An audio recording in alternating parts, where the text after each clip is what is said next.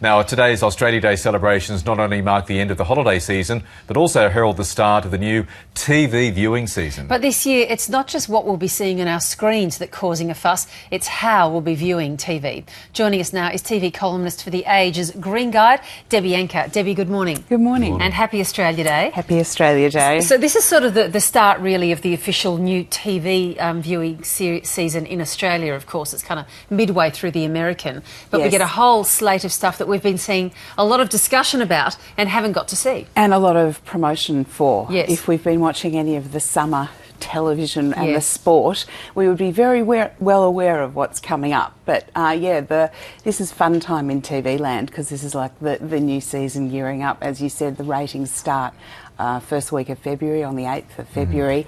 All the free-to-air networks are getting ready with their new product, and this year there's the addition, as well as new pay TV stuff, of the new streaming services. Yes, we'll get onto those shortly. What are the shows that you reckon we should be looking out for?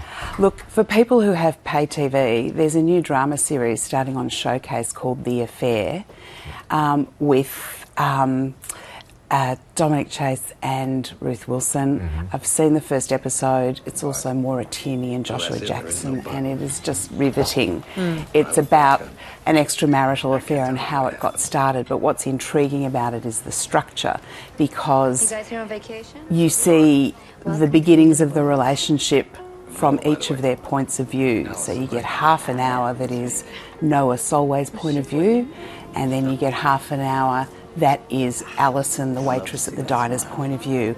And it's this intriguing character study, and it must be a joy for actors, because they get to play the same scene very differently, because there are very subtle but telling differences in each of their reflections on the event. That's right, and of course Ruth picked up a Golden Globe and was a surprising winner. She was up against some very high-profile female nominees for lead actress in a drama, and The Affair sort of seemed to come out of nowhere. Yeah, and when I just think it's this wonderful structure, because they're both reflecting on the start of the relationship from the perspective of an interview with a police detective. So you know that something's happened, but you don't know what has happened. So there's this undercurrent of suspense as you're getting the character drama unfolding, and it's a joy. It's got a great cast, and it's set in summer in the Hamptons, so it just looks fantastic. It's a real standout. If you've got pay TV, that's one to look out for early February on Showcase. Well, let's get that issue out of the way early on. So the way we'll be viewing TV this year is going to be very interesting. It's not just pay TV, it's all sorts of levels of pay for service television that now consumers are going to have to engage with. Yeah, and I think that's part of the excitement this year, is that there's this anticipation about all these new viewing options and what they might offer in terms of access and what it might cost. So what are the options? Well, there's basically, I think probably the trigger for it is the anticipated arrival of Netflix Australia, the online streaming service that has been massively successful in the United States, in some countries in Europe and in the UK, and they're launching, we think, sometime early in March. And that has, I think, precipitated the idea that they need some local competition. There's going to be this big market opening up.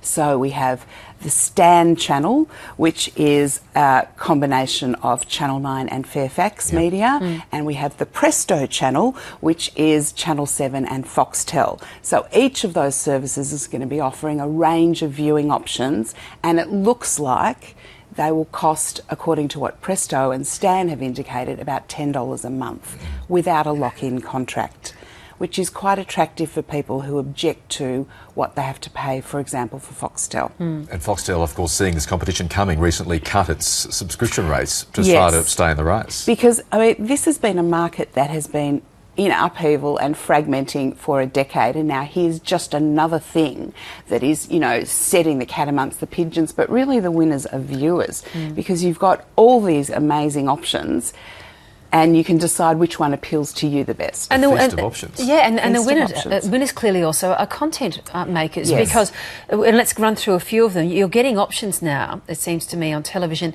that you simply didn't get 10 years ago. With your example of The Affair, let's talk about Transparent. Yes. I mean, would that have been made if you didn't have all these different options for delivering a really interesting and provocative kind of TV? Yeah, that's a really good question, because I think the sort of parameters that we used to see on free-to-air broadcast television have been completely smashed.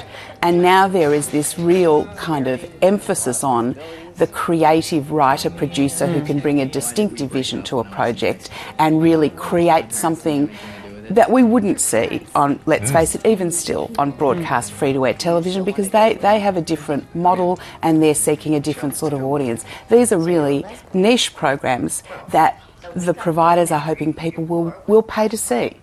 I like this other option just simply because of its name, Better Call Saul. Firstly, yeah. let's take a look at a bit of it before we chat about it. Yeah. I'm number one on your speed dial, right next to your weed dealer. Please call me McGill! James McGill! I'm an attorney! It's showtime, folks. I don't go looking for guilty people to represent. Your Honor, I'll never do it again. I told you suit, remember? That's a loaner, okay? I need it back. I mean, who needs that aggravation, right? That character is a bit familiar, Yes, Debbie. people who saw Breaking Bad will recognise Saul Goodman, a kind of bottom-feeding, slimy lawyer who represents people who probably did it and who you don't trust. And when the tattooed guy says, "I'll never do it again," you already think, "I don't believe you." That's an excellent visual gag. That's Yeah. very Just nicely done. quickly, one for the home team, The Hiding, coming up on ABC TV. Yes, there are a couple of big new local mini-series starting. One of them is Hiding on the ABC, which is about a Gold Coast family that goes into witness protection because the husband is involved in a crime that goes wrong, and then his life and his family's lives are under threat. That's really interesting. I've seen the first episode, and Channel 9's got a big new one starting with Gallipoli. Yeah, perfectly timed as well. Yes.